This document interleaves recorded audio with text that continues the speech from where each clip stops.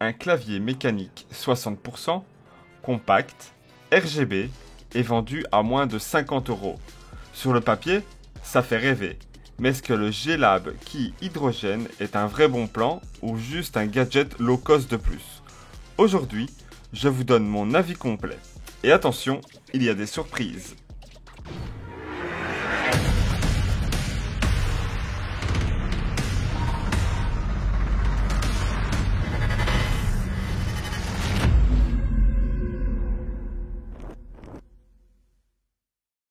Le G-Lab Key Hydrogène adopte un format 60% ultra compact. Pas de pavé numérique, pas de touche de fonction dédiée. Ici, on va à l'essentiel. Et franchement, pour les setups minimalistes et les joueurs qui veulent plus d'espace pour leur souris, c'est un vrai plus. Visuellement, le clavier est sobre. Il est entièrement en plastique, mais la structure est étonnamment rigide. Pas de craquement quand on le tord. Et c'est rarement le cas dans cette gamme de prix. C'est léger, oui, mais pas fragile. Les keycaps sont en ABS double shot, donc pas des plus durables dans le temps. Mais l'essentiel est correct. Les lettres sont bien illisibles et l'ensemble reste agréable sous les doigts, même après plusieurs heures de frappe ou en jeu. Le RGB est bien présent, avec plusieurs effets préconfigurés directement accessibles via la touche FN.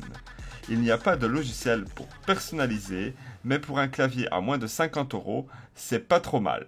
L'éclairage est correct, même si on note des petits lane blending sur le côté, ce qui donne un look un peu plus flashy.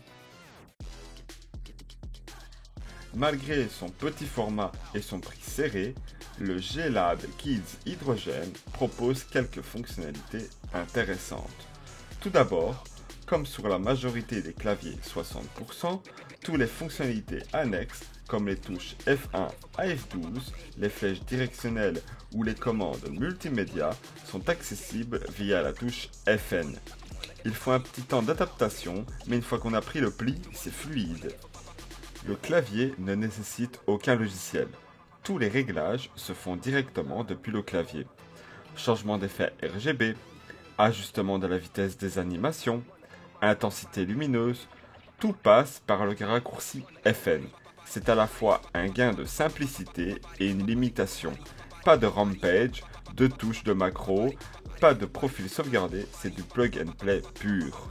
En revanche, il faut noter que le layout est en AZERTY français, mais les fonctionnalités secondaires restent en QWERTY pour certaines combinaisons FN.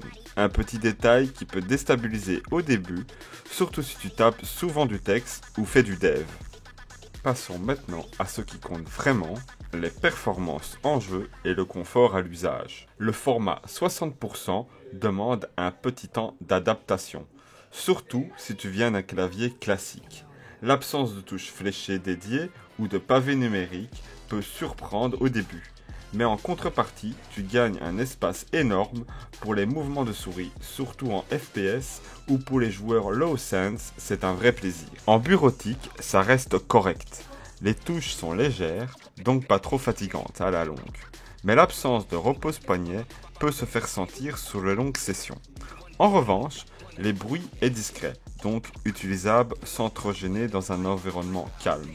Sauf si tu tapes comme un ours. Le clavier reste bien stable grâce à ses patins antidérapants, même sur une surface lisse. Et son poids plume permet de l'emmener facilement en LAN ou chez un pote sans sacrifier la qualité de frappe.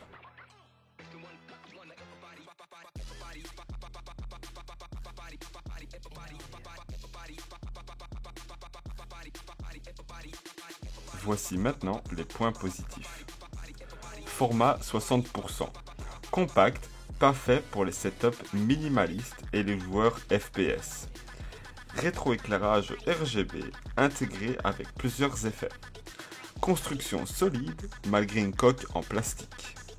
Excellent rapport qualité-prix. Voici maintenant les points négatifs du clavier. Pas de logiciel de personnalisation ni de macro. Keycaps en ABS, donc usure plus rapide. Pas de repose-poignet fourni. Layout FN en QWERTY, sur certaines fonctions, même si le clavier est en AZERTY. Pas idéal pour ceux qui tapent beaucoup de texte ou bossent sur Excel. Au final, le G-Labs Keys Hydrogène est une vraie bonne surprise. Oui, il a ses limites, pas de logiciel, keycaps en ABS et un format qui ne plaira pas à tout le monde.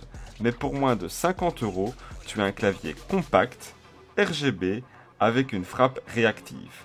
Que tu sois joueur FPS, adepte des setups minimalistes ou simplement curieux de découvrir le monde des claviers, sans exploser ton budget, c'est un excellent point d'entrée.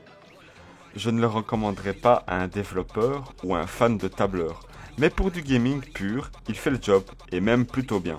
Si cette review t'a été utile, pense à liker la vidéo, t'abonner à la chaîne et activer la cloche pour ne rien rater des prochains tests matos. Et dis-moi en commentaire si tu préfères les claviers compacts ou les bons vieux full size. Je lis et je réponds souvent. Merci d'avoir regardé et à très bientôt sur la chaîne.